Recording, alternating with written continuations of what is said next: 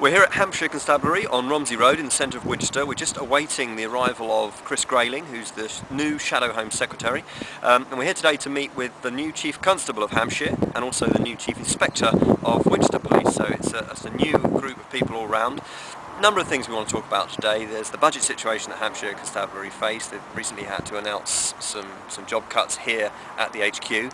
Want to talk about some of the ideas that Alex Marshall, the new Chief Constable, has for Hampshire and his ideas for policing in the county. But also it's a chance for Chris Grayling to talk about the Conservative Party's plans for a border police force, talk about our ideas for elected police commissioners, and a chance for Rachel to talk about some of her thoughts on policing here in Winchester. I'm very much looking forward to it. I've not met the new Chief Constable before, so let's go meet the Chief. Where did those come from? I was just, I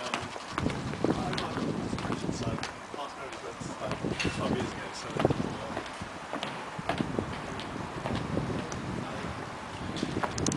Okay, we've just come out and we've had a conversation with the new Chief Constable and the new District Commander of the Winchester Police, and Chris Grayling, the Shadow Home Secretary, is with us. Chris, was that a useful session for you? yes, very interesting. I think when you've only been in the job a month, spending time talking to senior officers and also some junior ones as well when the chiefs aren't looking, to get a sense of the nature of the challenge, what the current government's got right, what it's got wrong, what we need to do differently in order to help these guys get on with the job, and in particular, given the fact my view is we've got to do much more to stamp out antisocial behaviour, what else we need to do to give the police the power they need to do just that. And that seemed to go down very well with them, didn't it? I mean, they seemed to appreciate the agenda that you were espousing there. So we spent a lot of time talking about that, but he also was quite keen to interrogate you on the whole elected commissioners policy.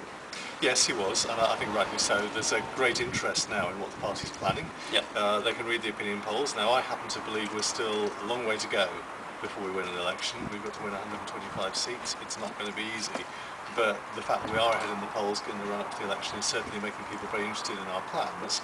And so we had a good discussion about the role the elected commissioners might play.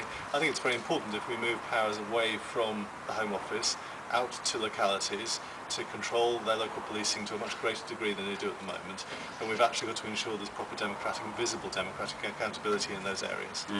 And just finally, Alex is new in post, and he's a young Chief Constable, and we hope he'll be here for some time. And I think he's going to be a very enthusiastic and powerful constable. What's the one message you take away from Hampshire from this discussion today? The one message I take away is that where you put a real effort into tackling antisocial behaviour, you can make a difference, and they've clearly started to do that here, and that's encouraging.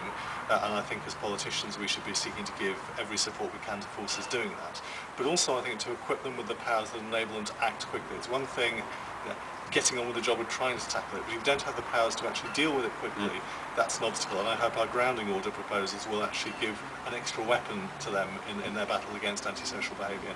Here. Thanks for coming to Winchester. That's all right.